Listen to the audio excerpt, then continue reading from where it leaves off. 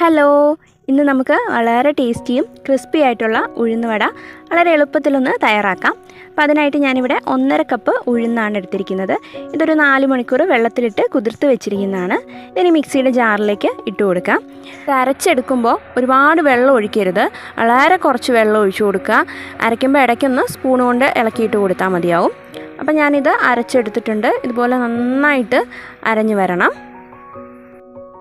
ഇനി മിക്സിയുടെ ജാറിലേക്ക് തന്നെ ഒരു 2 സവോള, അത് കഷ്ണങ്ങളാക്കി മുറിച്ചതാണ്, അത് ചേർത്ത് കൊടുക്കുകയാണ്.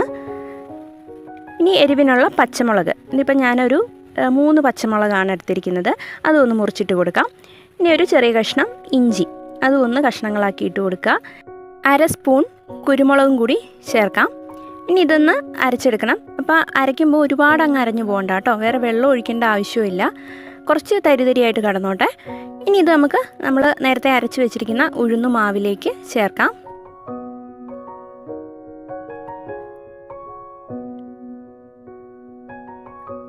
കുറച്ച് കറിവേപ്പില കൂടി ചേർക്കാം കേട്ടോ. കറിവേപ്പില കുറച്ച് ഏറെ ചേർക്കുന്നത് നല്ലതാണ്, ഉഴുന്നുവടയ്ക്ക് ഒരു നല്ല ടേസ്റ്റ് ഉണ്ടാവും.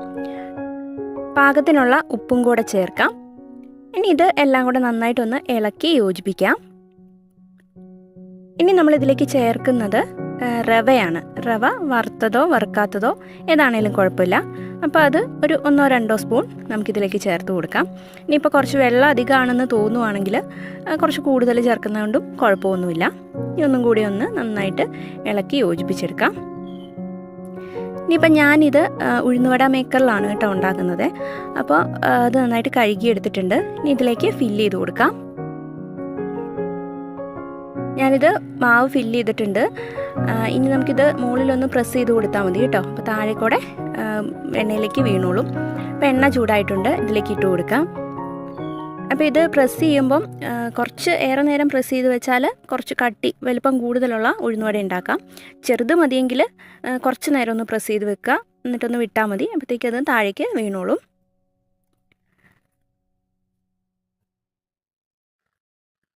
ഇനി നന്നായിട്ടൊന്ന് മൊരിഞ്ഞ് വരട്ടെ. അപ്പോൾ എണ്ണയിലിട്ട് ഒന്ന് തിരിച്ചൊക്കെ ഇട്ട് കൊടുക്കാം. ഒരു ചെറിയ ഗോൾഡൻ കളർ ആവുന്ന വരെ നമുക്കിത് എണ്ണയിലിട്ട് മുരിച്ചെടുക്കാം. അപ്പോൾ ഒത്തിരി അങ്ങ് മുരിയാതിരുന്നിട്ടുണ്ടെങ്കിൽ ഉഴുന്നുവടയ്ക്ക് ടേസ്റ്റ് ഉണ്ടാവില്ല. അപ്പോൾ ചെറിയൊരു ഗോൾഡൻ കളർ ആവുന്ന വരെ ഇതൊന്ന് ഫ്രൈ ചെയ്തെടുക്കണം. ഇനി കൈ കൊണ്ട് എങ്ങനെ ഉണ്ടാക്കുന്നതെന്ന് നോക്കാം. അപ്പോൾ കയ്യിലേക്ക് കുറച്ച് എണ്ണയൊന്ന് പുരട്ടുക. അതിനുശേഷം കുറേശ്ശെ മാവെടുത്ത് ഇതുപോലെ വിരൽ കൊണ്ടൊന്ന് കുഴി ഉണ്ടാക്കിയിട്ട് എണ്ണയിലേക്ക് ഇട്ട് കൊടുക്കാവുന്നതാണ് കേട്ടോ. ഇത് പാകത്തിനായിട്ടുണ്ട്. അപ്പോൾ നമുക്കിത് എടുക്കാം. നമ്മൾ റവ ചേർത്തിരിക്കുന്നതുകൊണ്ട് പുറം ഭാഗമൊക്കെ നല്ല ക്രിസ്പി ആയിരിക്കും.